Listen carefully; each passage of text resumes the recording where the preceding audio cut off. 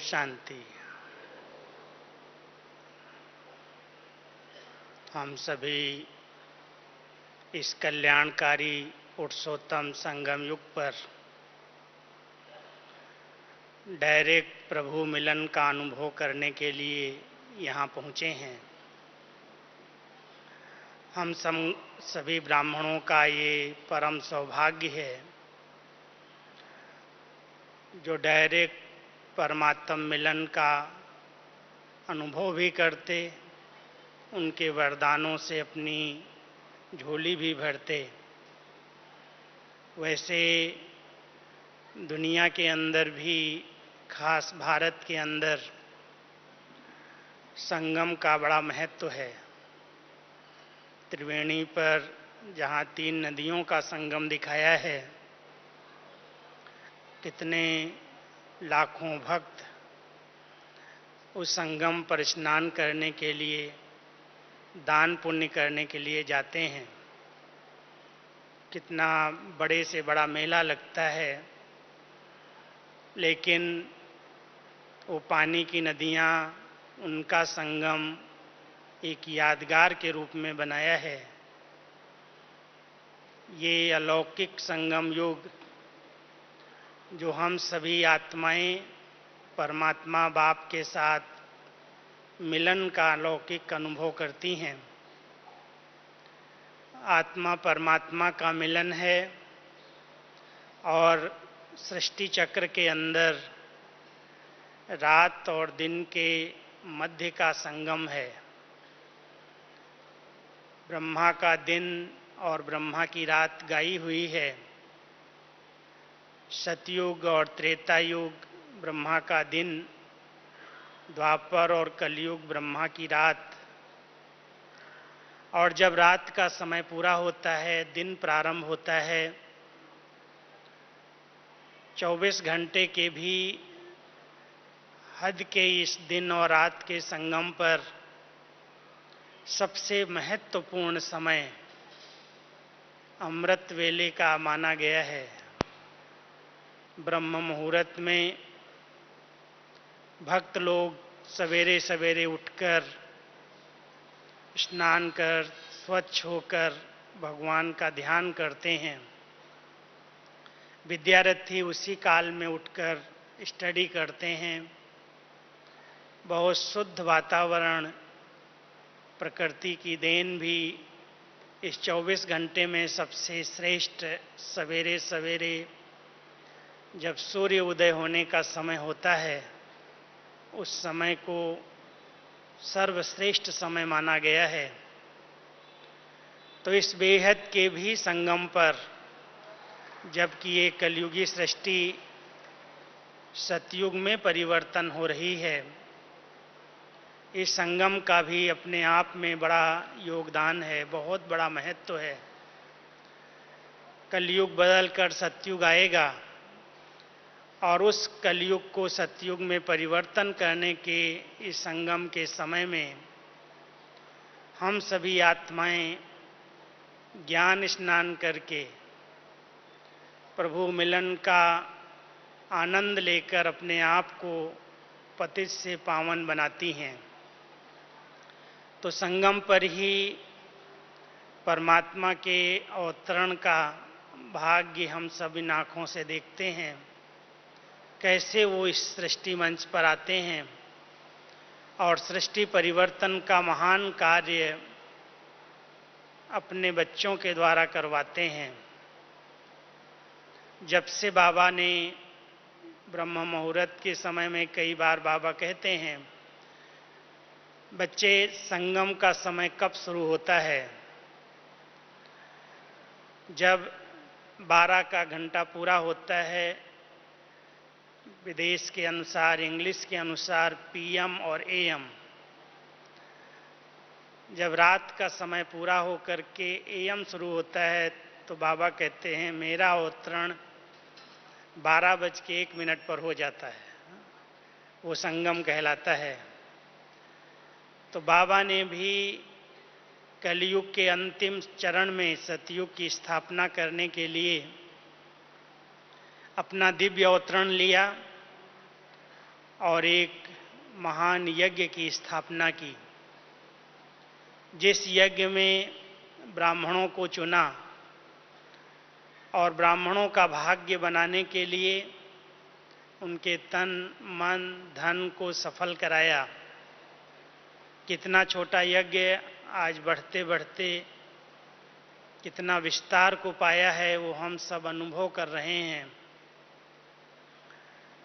बाबा ने छोटे से परिवार से इस यज्ञ की स्थापना की, शुरुआत की,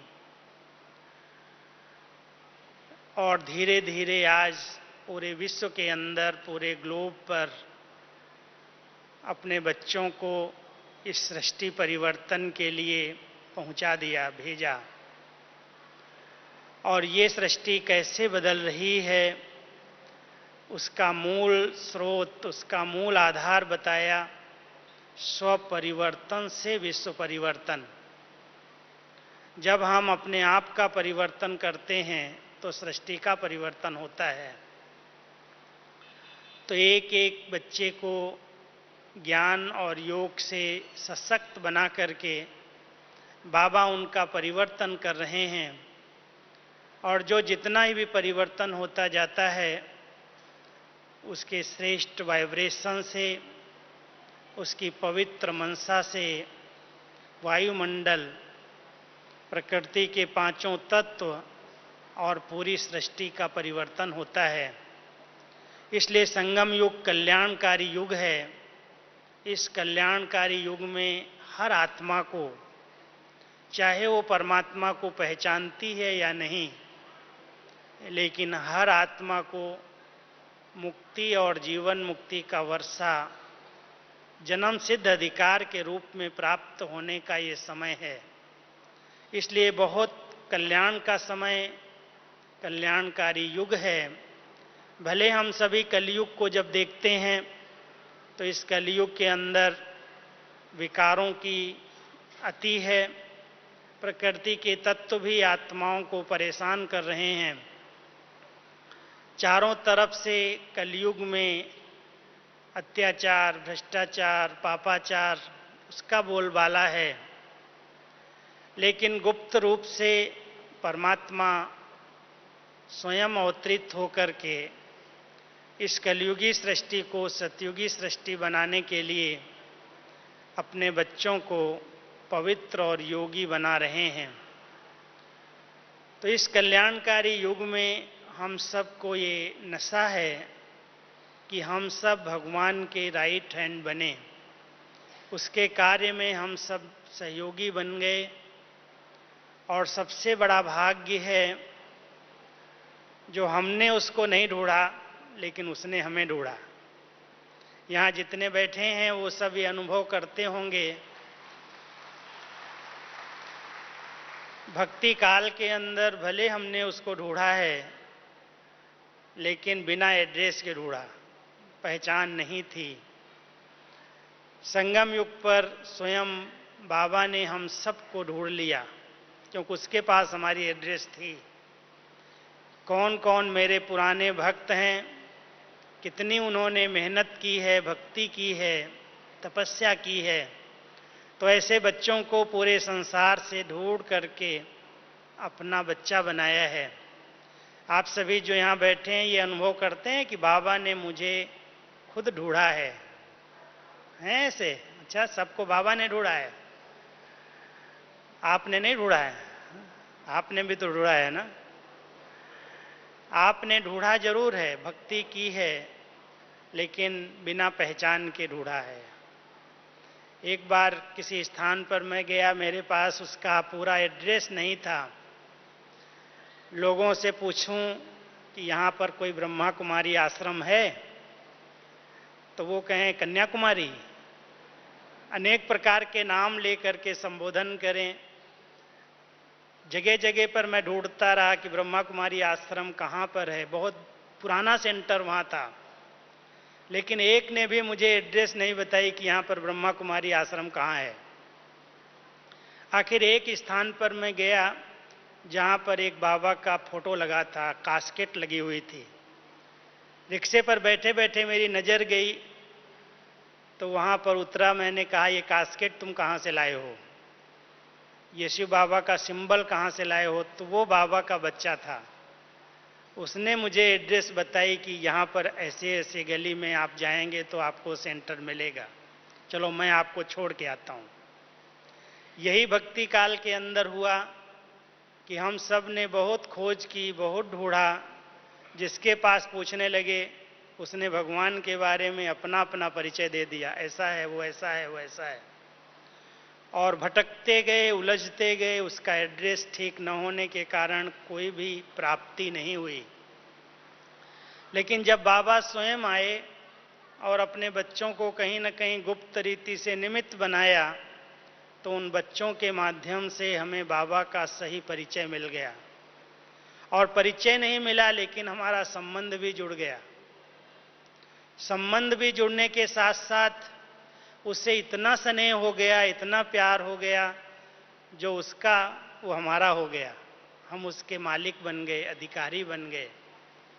तो संगम युग पर ये हम सब का परम सौभाग्य है, जो भगवान ने किसी न किसी आत्मा को निमित्त बना करके हमें अपना एड्रेस दे दिया और अपना बच्चा बना करके अपना वारिस बना लिया। तो इतने सब बाबा के वारिस बच्चे, कितना श्रेष्ठ भाग्य लेकर के हम सब आए हैं। अपने अपने भाग्य को जरूर सवेरे सवेरे उठ करके सराहते होंगे। बाबा कई बार कहते हैं, बच्चे अपनी महिमा अपने आप करो।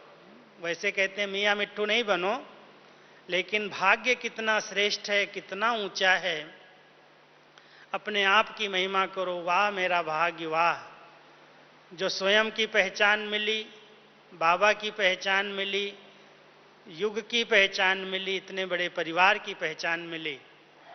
हम सब का कितना श्रेष्ठ भाग्य है, जो भगवान हम सबको 3 स्वरूपों से रोज मिलता है। बाप रूप से हमें अलौकिक जन्म दिया, शिक्षक के रूप से हमें इतनी ऊंची पढ़ाई स्वयं पढ़ा रहा है, मीठे बच्चे कहकर, और सतगुरु के रूप से श्रेष्ठ मत दे करके हम सब की गति और सद्गति कर रहा है। तो ये हम सब का तो भाग्य है, लेकिन लौकिक जीवन के अंदर श्रेष्ठ भाग्य उसको माना जाता है जिसके पास 5 मुख्य प्राप्तियां होती हैं। कहते हैं बहुत भाग्यवान आत्मा है, तन इसका बहुत स्वस्थ है, तन हेल्दी है, तंदुरुस्त है, तो उसको कहते हैं भाग्यवान है, कम से कम कोई बीमारी तो नहीं है। अगर मन बड़ा अच्छा है, तन के साथ साथ मन भी अच्छा है, कहना मानता है, सुखद है, सुख देने वाला है, चंचल नहीं है, एकाग्र नहीं है, तो उसको मन का सुख है, तो उसको भी भाग्यशाली मानते हैं। तीसरा धन की समृद्धि है, सब प्रकार से धन, साधन, सुविधाएं उपलब्ध हैं, तो उसको कहते हैं ये भाग्यवान है, इसके पास सब कुछ है। चौथा, संबंध अगर संतुष्ट हैं, संबंध अगर सुखदायी हैं, एक दूसरे के साथ मिलते जुलते, खाते पीते, व्यवहार निभाते, बहुत प्यार प्रेम से आपस में रहते हैं परिवार, तो कहते हैं ये बड़ा भाग्यशाली है, इसका परिवार बड़ा सुखद है, संतुष्ट करने वाला, संतुष्ट रहने वाला है। और पांचवा, अगर उसका संपर्क लोगों से, बड़े लोगों से, अच्छे लोगों से है और संपर्क के अंदर सफलता मिलती है, तो भी उसको कहा जाता है ये भाग्यवान है, बड़ों बड़ों के साथ इसका संबंध है, रिश्ता है। तो लौकिक जीवन में तन का भाग्य, मन का भाग्य, धन का भाग्य, संबंध का भाग्य और संपर्क का भाग्य, ये श्रेष्ठ भाग्य के अंदर गिनती किया जाता है। भाग्यवान आत्माएं कलयुग के अंदर, तो बाबा कहता है ऐसा बिरला ही कोई होगा जिसको ये 5 चीजें यथार्थ रूप में प्राप्त हों। कोई को अच्छी हेल्थ है तो वेल्थ नहीं है, हेल्थ और वेल्थ अगर दोनों है तो खुशी नहीं है, कहीं ना कहीं चिंता लगी हुई है, कुछ न कुछ मानसिक बीमारियां हैं, तनाव हैं, घर में टकराव हैं, अनेक प्रकार की नई नई कलयुग में प्रॉब्लम हैं। तो संपूर्ण भाग्यवान इस कलयुग के अंदर दुनिया में कोई भी नहीं है। लेकिन संगम युगी ब्राह्मण बच्चों को बाबा कहता है, ये मेरे बच्चे सबसे श्रेष्ठ भाग्यवान हैं। और मैंने एक एक बच्चे को, क्योंकि हमारा बाबा एक वरदाता है और दूसरा भाग्य विधाता है, दो बाबा हैं हम सबको, तीसरा तो लौकिक है, लेकिन एक निराकार शिव बाबा वरदाता है, वरदानों से हम सबकी पालना कर रहा है, और साकार में ब्रह्मा बाबा भाग्य विधाता है। और भाग्य बनाने की कलम हम सब बच्चों के हाथ में देता है सबके पास? जिनके पास भाग्य बनाने की कलम है वो हाथ उठाओ। है? अच्छा, सभी उठा रहे हैं, 100%। ये तो बड़ी खुशी की बात है कि सबके हाथ में भाग्य बनाने की कलम है। तो जरूर अपना बहुत लंबा भाग्य हर एक ने लिखा होगा, लिख रहे होंगे। बाबा तो कई बार कहते हैं, बच्चे 21 जन्म तो क्या, तुम 84 जन्मों का भाग्य अपने हाथ से इस संगम पर लिख सकते हो। जैसे जब बीज बोने का समय होता है, जो किसान भाई हैं वो जानते हैं, ये मौसम अच्छा है, बीज बोने का समय है, तो बीज बोने के समय में वो आलस्य नहीं करते, वो अलबेले नहीं होते, लेकिन वो कैसे भी करके सब काम छोड़ करके खेत तैयार करते और उस खेत में बीज बो करके आते हैं। उस समय कोई किसान कहे, मैं तो गरीब हूँ, मेरे पास तो खाने के लिए ही नहीं है, मैं बीज खेत में डाल के आऊँ, पता नहीं चिड़िया न खा जाएं, पता नहीं बरसात न पड़े, कुछ हो जाए, सूखा पड़ जाए। अगर कोई किसान ऐसा सोचता रहे और अलबेला हो, आलसी हो और बीज बोने के समय गंवा दे, तो जब फसल आएगी तो क्या होगा? सबकी फसल लहरा रही होगी और उसको पश्चाताप के आंसू आएंगे।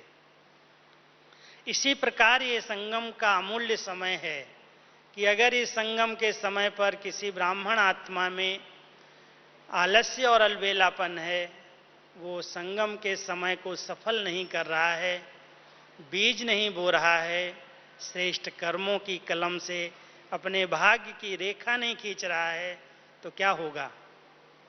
जब सतयुगी पद डिक्लेयर होंगे, सतयुग और त्रेता के पद राजधानी बनेगी, तो उस राजधानी के अंदर उसको पश्चाताप करना पड़ेगा कि मैंने बहुत समय अपना गंवा दिया, हमने अपने समय को सफल नहीं किया। इसलिए बाबा अपने बच्चों को श्रेष्ठ कर्म की कलम देता है, और श्रेष्ठ कर्म भाग्य बनाने की कलम है। सबसे श्रेष्ठ कर्म किसको कहा जाता? जो कर्म करने के बाद कर्तापन के भान से मुक्त हुआ हो, उसको ये ना आ जाए कि मैंने किया है। संगम युग पर श्रेष्ठ कर्म के लिए 2 स्मृतियां रखना बहुत जरूरी है। पहली स्मृति ये रहनी चाहिए कि मैं आत्मा करावनहार इन कर्मेंद्रियों से कर्म करा रही हूं। ये कर्म इंद्रियां अलग हैं, मैं कराने वाली आत्मा अलग हूं। कोई भी कर्म आत्मा को अपने अधीन न कर ले। अधिकारी बनकर के अकाल तख्त पर बैठ कर के जो आत्माएं इन कर्मेंद्रियों से कर्म करती हैं, वो कर्तापन के भान से मुक्त हो जाती हैं। उनको ये नहीं आता है कि मैंने किया है, मेरे ही कर्म श्रेष्ठ हैं, लेकिन कर्म इंद्रियों से कराया। तो एक करावनहार की स्मृति है कि मैं आत्मा इन कर्मेंद्रियों से कर्म करा रही हूं, और दूसरी स्मृति है कि बाबा करावनहार है संगम युग पर, वो मुझ आत्मा से मैं करनहार बन करके कर्म कर रहा हूं, करावनहार करा रहा है। ये प्रभु लीला चल रही है। हमारी दादी जानकी हमेशा कहती हैं, प्रभु लीला चल रही है। जो इसमें भाग्य बनाना चाहे बना ले, और जितना बनाना चाहे बना ले। तन की शक्ति अच्छी है कहते हैं कल किसने देखा, आज मेरा तन अच्छा है, लगा दो सेवा में। जितना सेवा में लगेगा ये तन तंदुरुस्त हो जाएगा, तन निरोगी हो जाएगा, और आधा कल्प के लिए तो कोई रोग लगेगा ही नहीं, गारंटी है।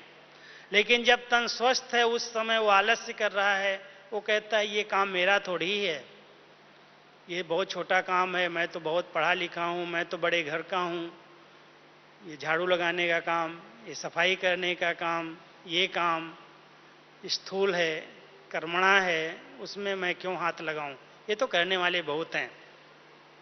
लेकिन अगर कोई तन से सेवा नहीं करता तो वो तन उसका कभी भी निरोगी नहीं रह सकता।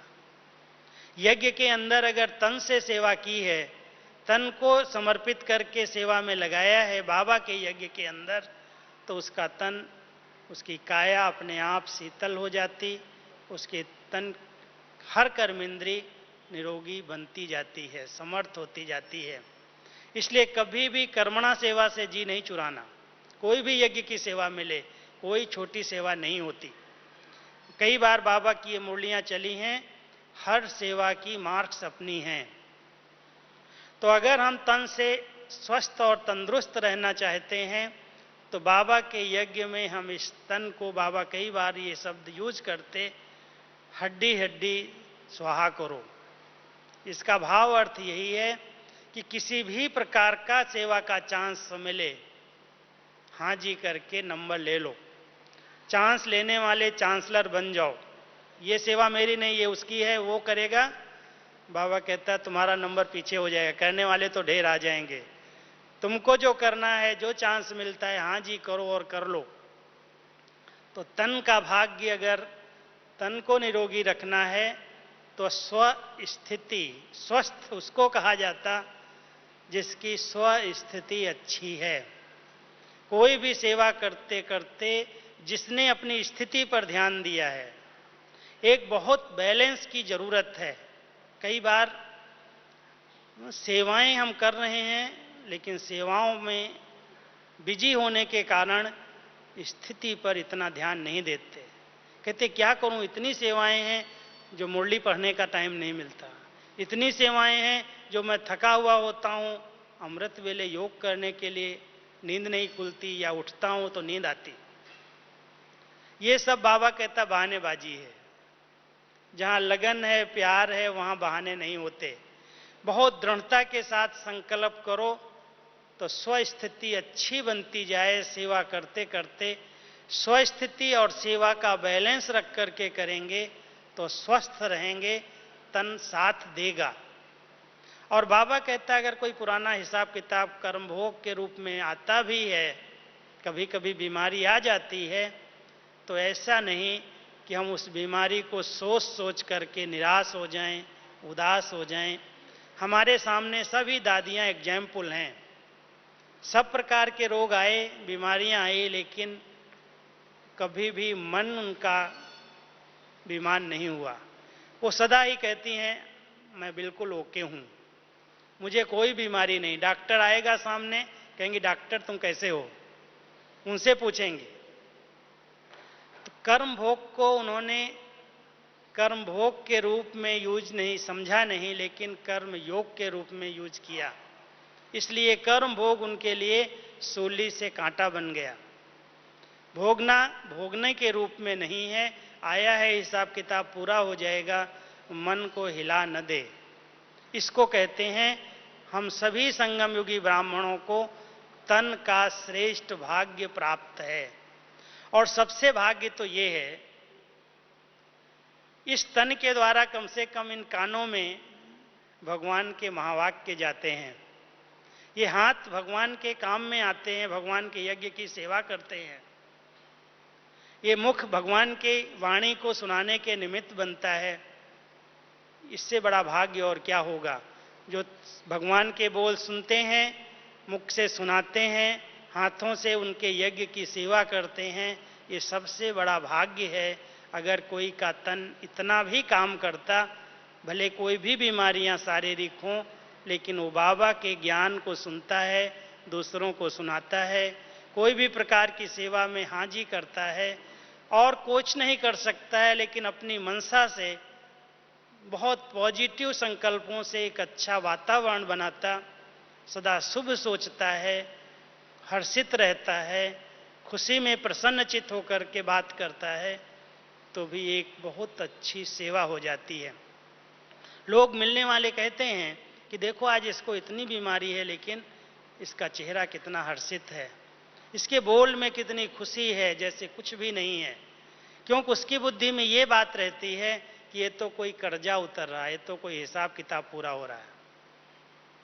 जब इतना बड़ा पेपर शरीर का आता है और ये स्मृति आती है, तो उसको भारीपन नहीं लगता, उसको उसमें दुख का महसूसता नहीं होती, लेकिन ऐसे लगता है ये तो बहुत खेल है और ये पूरा हो रहा है। मुझे याद है जब दादी जी बीमार थीं, दादी प्रकाश मणि जी के पास मैं अचानक एक दिन गया, तो दादी जी को मैंने कहा दादी आप पत्र लिखाओ। कई बार मैं बात करता था, ये दादी जी के पत्र मैं लिखता। तो दादी बॉम्बे हॉस्पिटल से आई थी, मैंने कहा दादी आज आप पत्र लिखाएंगी? तो दादी बहुत कम बोलती थी, बोली नहीं तुम बहुत अच्छा लिखते हो, तुम लिखो मैं पढ़ लूँगी। मैं दादी नहीं आज तो आप लिखाओ, आप लिखाएंगी तो मैं भेजूँगा। तो पहले तो मना करती रही, फिर थोड़ी देर के बाद गुलजार दादी भी सामने आ गई, तो दादी को बोलती है कहता पत्र लिखो। दादी ने कहा हाँ जरूर दादी, आप लिखाएंगी तो बहुत अच्छा रहेगा। कहती अच्छा लिखो। तो मैंने पहली लाइन हमने कहा दादी बोलो लिखता हूँ। तो दादी ने क्या कहा लिखो। पहले याद प्यार लिखाई, फिर कहा सबको लिख दो दादी 100% ओके है। मैंने कहा दादी मैं ये नहीं लिखूंगा, क्योंकि मुझे ओके तो नहीं दिख रहा है, शरीर तो लग रहा है ना बीमार है, ऑक्सीजन भी थी, दादी चल फिर भी ज़्यादा नहीं सकती थी, बेड पर थी। तो हमने कहा दादी ये कैसे लिखूं, लोग कहेंगे झूठ लिखा है। दादी ओके कहाँ है, क्लास नहीं कराती है, क्लास कहती है अरे दादी को क्या हुआ, दादी तो 100% ओके, ये तो 19-20 चलता है और ये डॉक्टरों का चक्कर है, उसका हिसाब किताब है। आप समझ सकते हो कि उनकी स्थिति कितनी स्वस्थ होगी। कोई भी बीमारी का उनके चेहरे पर दर्द का कोई भी भाव नहीं, बिल्कुल निश्चिंत स्थिति। ऐसी स्थिति स्वस्थिति तन तंदुरुस्त कहलाई जाती है, तन से वो बिल्कुल स्वस्थ हैं। हिसाब किताब आया है, पूरा हो रहा है खेल की रीति से, और वो आत्मा अपने बाबा के साथ मिलन में मगन है। इसलिए संगम युग की ब्राह्मण आत्माओं को तन का बहुत श्रेष्ठ भाग्य प्राप्त है, और ये तन उसके काम में अगर आ रहा है, यज्ञ की सेवा में सफल हो रहा है, हम कुछ समय भी बाबा के यज्ञ की सेवा करते, तो ये बहुत बड़ा भाग्य है। इससे हमारा कई जन्मों का भाग्य बनता जा रहा है। दूसरा, मन अगर खुश है, मन को अच्छा भोजन देते हैं, जब बाबा की याद में बैठते हैं 1 सेकेंड में मन मनाभव हो जाते, तो इससे बड़ा भाग्य और क्या होगा। क्योंकि आज सबका मन ही तो चंचल है। ब्राह्मण आत्माएं भी कई बार कंप्लेन करती हैं कि हम योग में बैठते हैं मन बड़ा भटकता है, मन एकाग्र नहीं होता, क्या करूं। अरे मन को अच्छा भोजन खिलाओ ना, प्यार करो, मारो नहीं। उसको अच्छा भोजन दोगे, समय पर भोजन दोगे, समय स्थूल भोजन की बात मैं नहीं कर रहा हूं, समझ रहे होंगे मेरी बात को। अच्छा भोजन माना अच्छा चिंतन, शुभ चिंतन, श्रेष्ठ चिंतन, ज्ञान चिंतन, स्वचिंतन।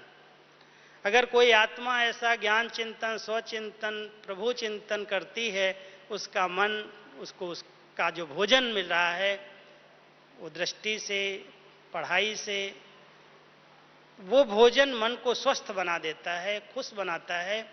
और ऐसा मन को भोजन देने वाली आत्माएं, मन से स्वस्थ रहने वाली आत्माएं सदा खुश रहती हैं, प्रसन्न चित्त रहती हैं, और 1 सेकेंड में मन मनाभव हो जाता है, खुशी की खुराक बाबा से ले लेता है।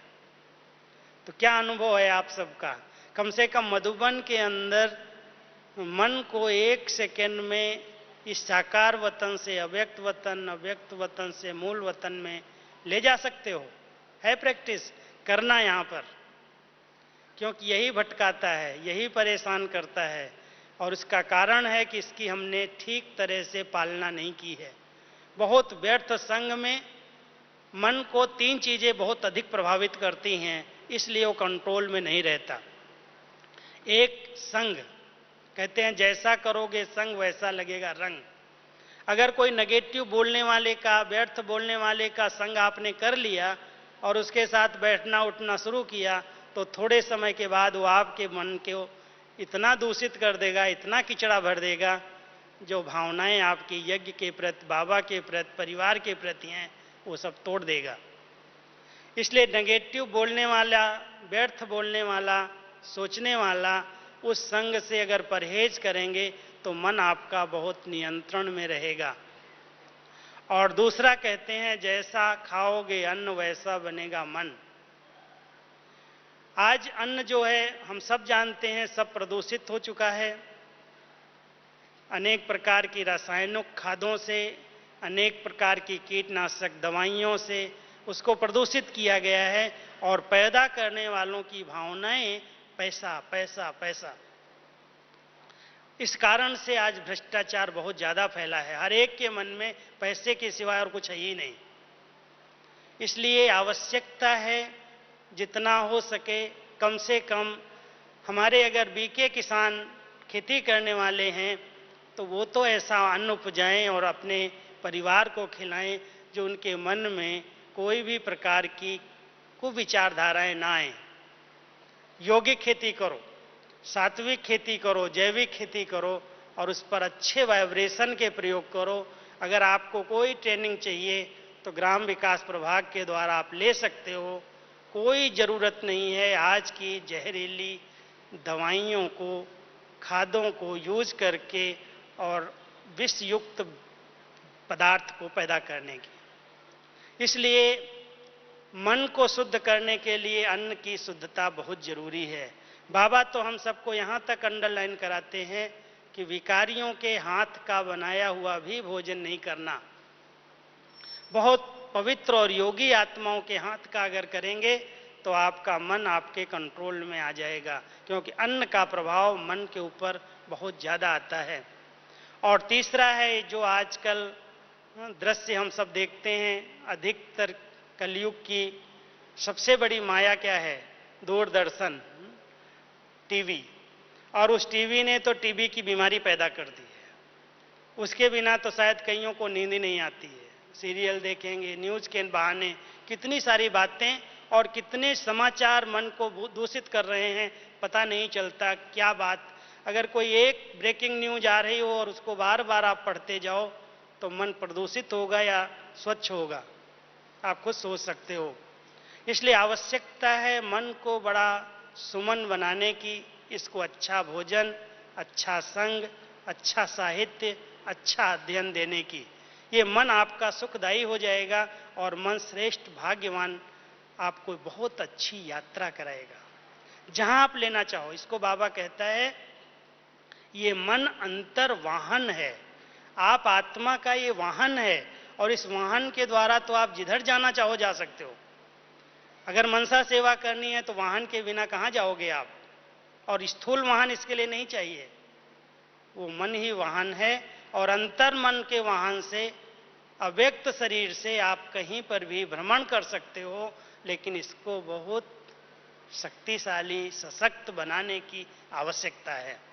तो ये संगम युगी ब्राह्मणों का बहुत बड़ा भाग्य है जो बाबा के हर बच्चे का मन अपने कंट्रोल में है और मन सुखी है, बहुत प्रसन्न चित्त है। उसके अंदर कोई गम ना आए, कोई चिंतन नहीं, व्यर्थ चिंतन नहीं और कोई बीती बातों की चिंता नहीं, मन स्वस्थ हो जाएगा। और धन का भाग्य तो इतना ज़्यादा है, एक तो व्यर्थ धन जो हमारा जा रहा था वो सब बच गया, बीड़ी में, सिगरेट में, शराब में, व्यसनों में और दूसरों की देखा देखी में। इसने अपने परिवार में इतना खर्चा किया, इसने इस प्रकार की गाड़ी खरीदी, इस प्रकार का मकान बनाया, मैं भी बनाऊं। हमारे पास सामर्थ्य नहीं है, शक्ति नहीं है, समृद्धि नहीं है, लेकिन हम दूसरों से रेस करके, कर्ज का मर्ज लेकर के अगर कोई काम करते, कैसे प्रसन्नचित रह सकते हैं? इसलिए बाबा ने हम सबको बोला, बच्चे जितना है उसमें प्रसन्न रहना सीखो। संतुष्टता का गुण सबसे बड़ा गुण है, सबसे बड़ा धन है। और हम सबके पास ज्ञान धन है। जिसके पास ज्ञान धन है, गुणों का धन है, शक्तियों का धन है, वो सबसे रिचेस्ट इन द वर्ल्ड है। हम सब बहुत धनवान बाबा के बच्चे हैं। इसलिए उस धन के पीछे झूठ बोलना, पाप करना, भ्रष्टाचार करना, लोग तो आज कहने लगे कि हम क्या करेंगे, अगर झूठ नहीं बोलेंगे, भ्रष्टाचार नहीं करेंगे तो हमारा परिवार कैसे चलेगा। पहले कहते थे हम परिवार वाले हैं, ये नहीं करेंगे, और अभी कहते परिवार कैसे चलेगा। लेकिन बाबा के बच्चे कोई भी ऐसी कमाई अगर लेंगे, करेंगे, तो कैसे प्रसन्नचित रह सकते। इसलिए भाग्यवान है, जितना बाबा ने दिया है उसमें कुछ सफल भी हो, बाबा के यज्ञ में सफल हो, सेवाओं में सफल हो, और अपने परिवार को सुचारू रूप से, व्यवस्थित रूप से चलाएं, उसकी हम सब कला सीखें। कोई भी गरीब से गरीब बाबा का बच्चा आज उसको देखने से लगता है कि ये साहूकार है, क्योंकि उसके सब व्यर्थ खर्चे बंद हो गए। हम सबको क्या कहते हैं कि हमारे देश में कोई भी प्रकार के धन की गरीबी नहीं है। कितना सोना तो दबा पड़ा लोगों के पास। धन की गरीबी नहीं है, लेकिन सबसे बड़ी गरीबी चरित्र की गरीबी है।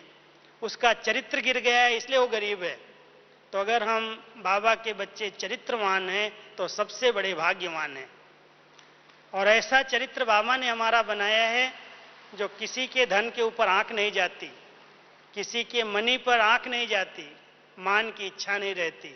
जिसको मान की इच्छा नहीं, मनी पर ध्यान नहीं जाता, वो सबसे बड़ा भाग्यवान है। तो हम सब बाबा के बच्चे ज्ञान धन को सही दिशा में यूज करें। वो धन तो पीछे पीछे आएगा, कहाँ जाएगा।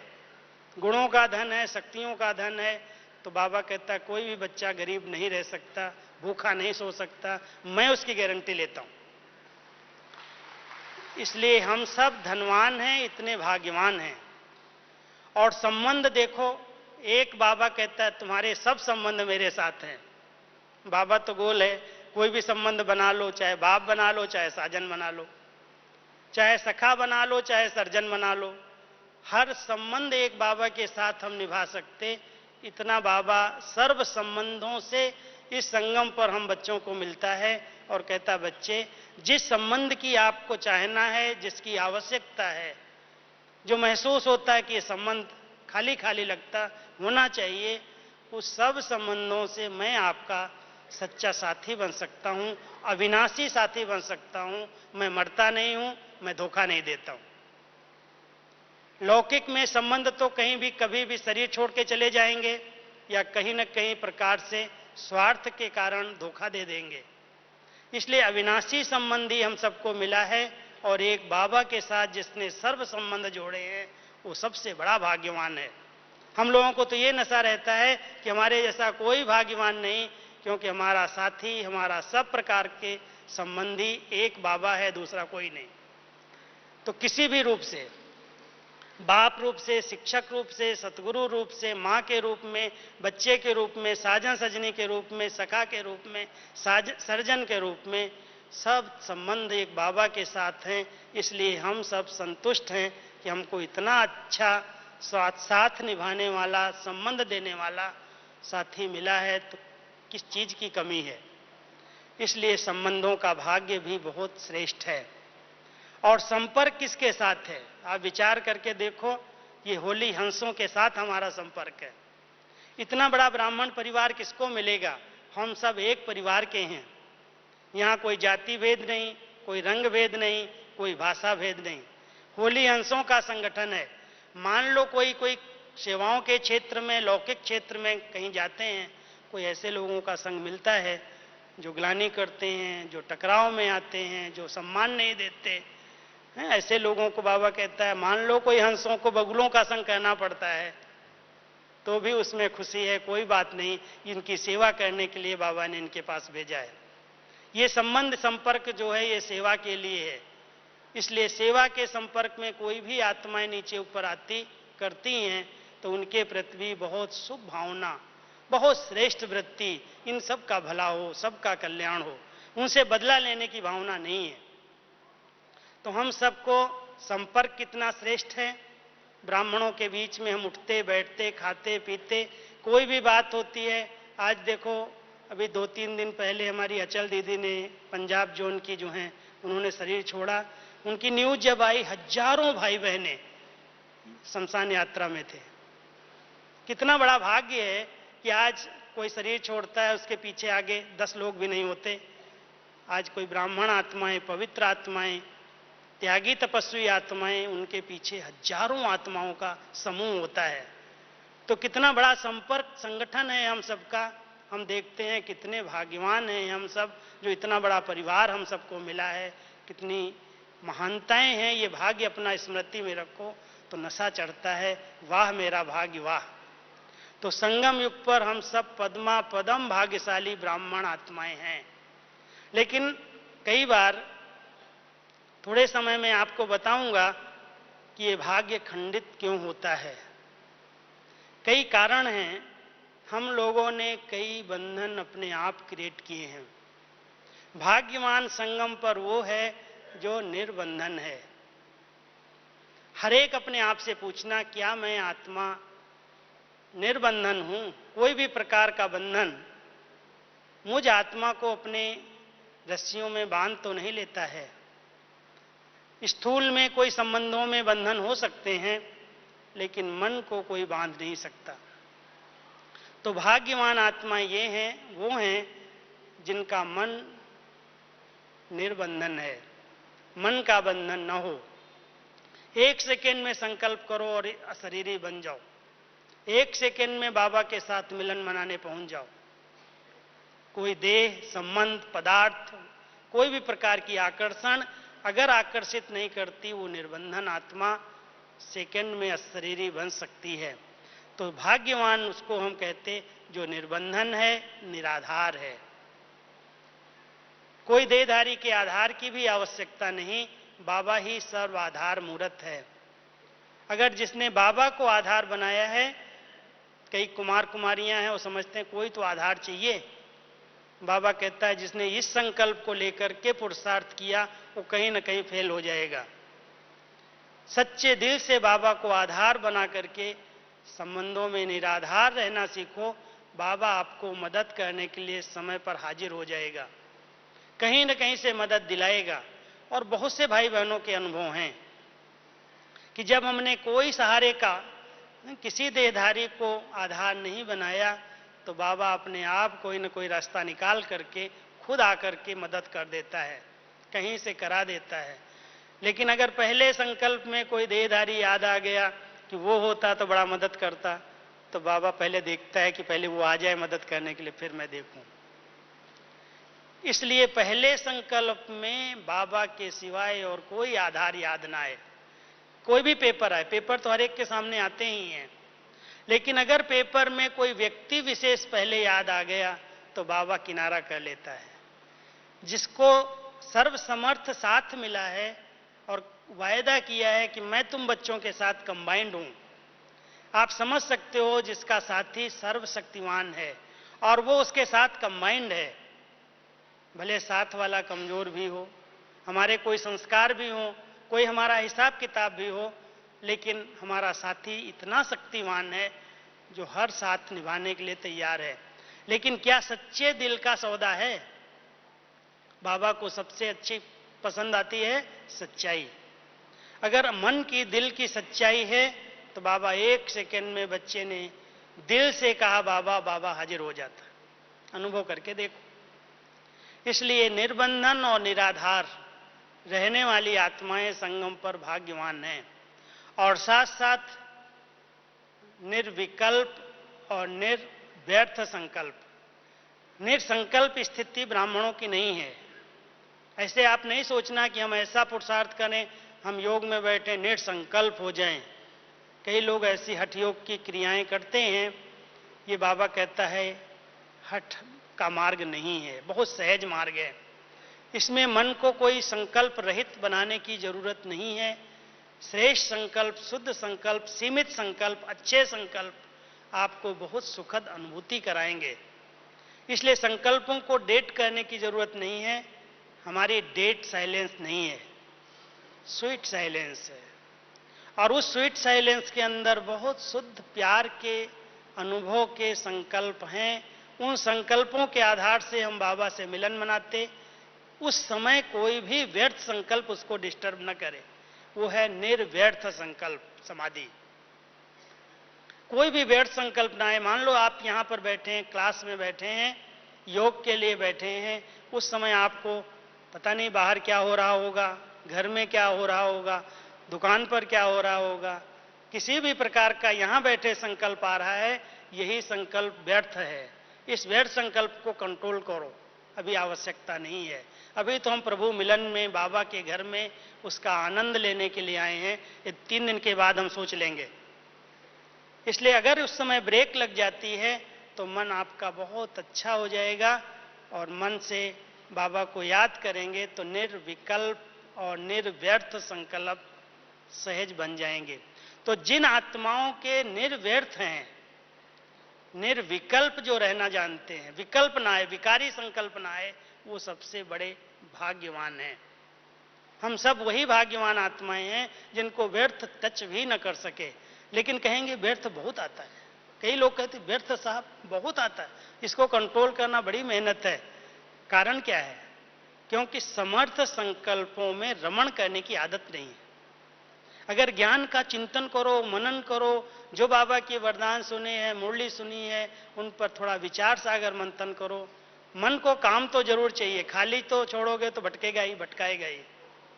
अगर उसको अच्छे अच्छे विचार देते हैं, खुशी के संकल्प देते हैं, तो भटकना बंद कर देता है, व्यर्थ समाप्त हो जाता है।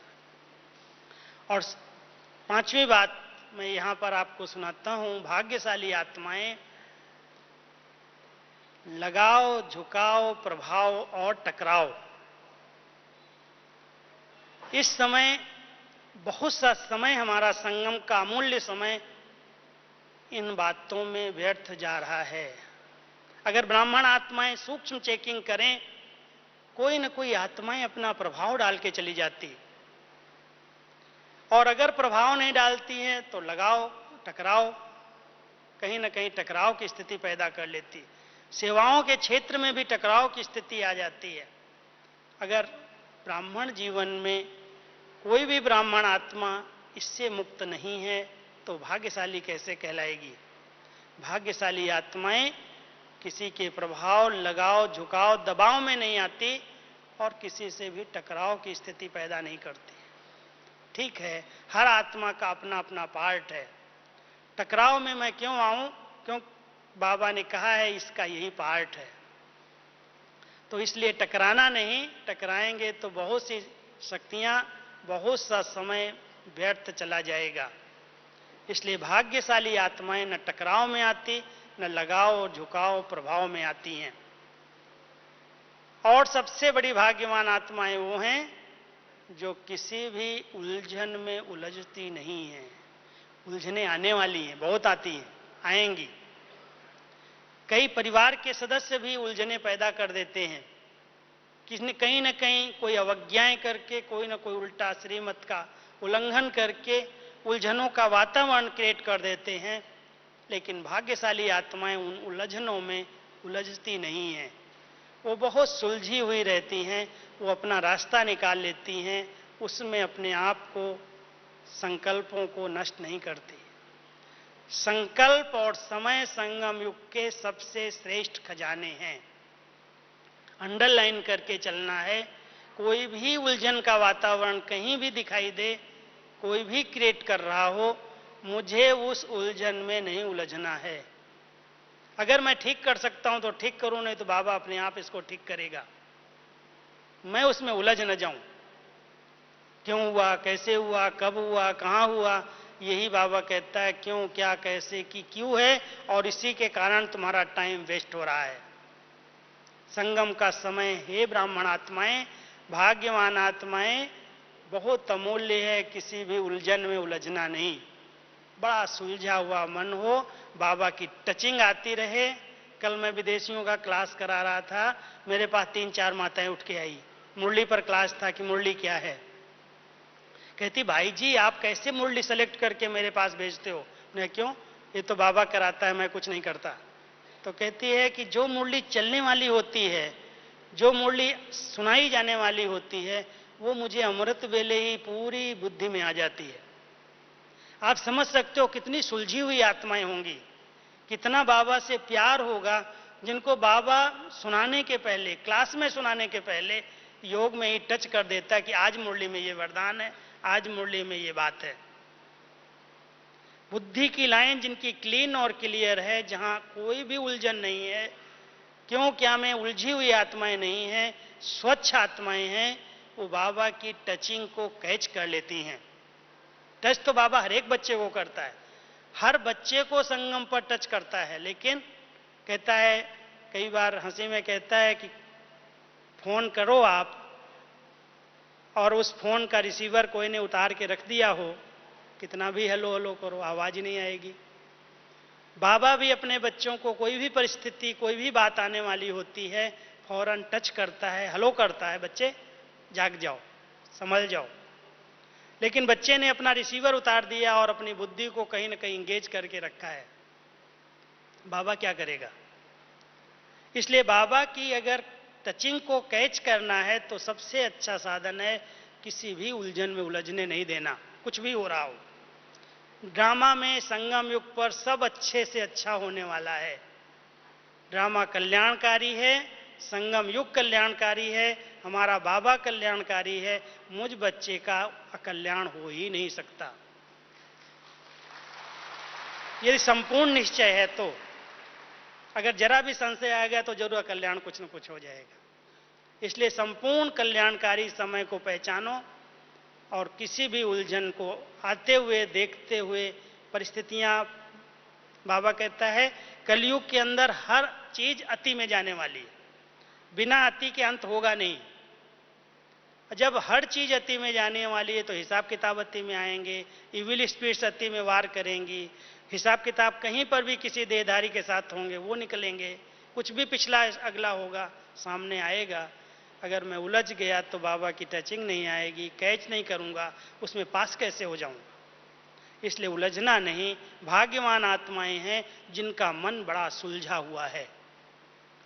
और एक बात ध्यान रखना, अंडरलाइन करना, हर एक ब्राह्मण आत्मा को कभी भी कोई आत्मा से संगम पर कर्ज नहीं लेना है। कर्ज सबसे बड़ा मर्ज है। भाग्यवान वो है जिसके ऊपर कोई कर्जा नहीं है। क्यों किसी से कर्ज लें? जितना है उतने में संतुष्ट रहें, उसमें मैनेज करना सीखें। मुझे बहुत अच्छी बात मुझे एक बहन की लगी, वो कहती है बाबा को मैंने अपना मैनेजर बनाया है। नया कैसे मैनेजर बनाया?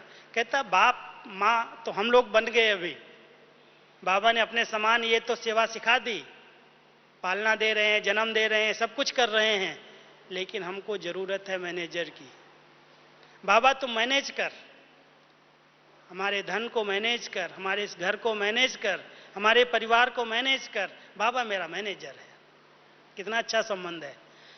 अपने हर बात को मैनेज करके चलाओ। जितनी कहते हैं जितनी चादर है उतने पांव पसारो, जितना कमाई है उतने खर्चे हो ना, व्यर्थ खर्चे क्यों करूं, शौक के मौज के क्यों करूं? इसलिए अगर बैलेंस से चलना आता है तो कभी भी कर्ज की जरूरत नहीं पड़ती। अगर है भी चुक तो कर दो, बहुत लाइट अनुभव करोगे, हल्कापन अनुभव करोगे और भाग्यवान अनुभव करोगे कि सचमुच कितना बड़ा भाग्य है जो मैं किसी आत्मा के प्रभाव और दबाव में नहीं हूं। नहीं तो दबाव डालने वाले, कर्जा होता है तो ये घड़ी घड़ी फोन करेंगे, घड़ी घड़ी बात करेंगे, कब दे रहे हो, कब वापस कर रहे हो, कब वापस कर रहे हो। तो स्थूल में भी कोई कर्जा न चढ़े और सूक्ष्म में भी कोई के साथ ऐसी लेन देन न हो जो हिसाब किताब बन जाए और कर्जा चढ़ जाए। इसलिए ध्यान रखेंगे तो हम सब भाग्यशाली आत्माएं इस संगम के मौजों का अनुभव कर सकेंगे। बाबा कहता है ये मौजों का युग है, मूंझने का युग नहीं है। कई बच्चे अभी तक मूंझ रहे हैं। बाबा भी वतन से देखता है ये मूंझते क्यों हैं, मैं इनको मिला हूं, मैं पढ़ा रहा हूं, मैं गाइड कर रहा हूं, फिर भी ये मूंझ रहा है, ये असंतुष्ट है, या प्रसन्न है, कारण क्या है? इसलिए संगम युग मौजों का युग है और मौजों के युग का अनुभव करना है तो अपने भाग्य को बहुत सुचारू रूप से देखो और भाग्य की कलम से अपनी तकदीर बनाते चलो। श्रेष्ठ कर्म से जितनी लंबी रेखा खींचना चाहो खींच सकते हो। तो हम सभी भाग्यवान आत्माएं बाबा को कहें, बाबा आपने हमारा भाग्य बना दिया, अभी मुझे ये भाग्य की रेखा दिखाने के लिए किसी के पास जाने की जरूरत नहीं है क्या? किसी को भाग्य रेखा दिखाना है क्या? कोई ज्योतिषी चाहिए? बाबा जैसा ज्योतिषी और कौन होगा? इसलिए कोई देहधारी को बताने की जरूरत नहीं है कि आप देखो मेरा भाग्य क्या है। अरे मेरा भाग्य तो भगवान ने लिख दिया, मेरा भाग्य तो महान है, श्रेष्ठ श्रेष्ठ है, और आने वाला कल इतना उज्जवल है जो हम सब की नज़रों के सामने है कि हम तो उस स्वर्णिम युग में देवी देवताओं की नगरी में जाने वाले हैं, जहाँ सदा हेल्थ है, सब प्रकार की वेल्थ है और सदा हैप्पीनेस है। तो हम सब बाबा के बच्चे हेल्दी हैं, वेल्दी हैं, हैप्पी हैं, इसलिए सदा प्रसन्न चित्त रह करके बाबा को दिल की दुआएं देते, बाबा को बहुत प्यार करो, यही योग है। ओम शांति।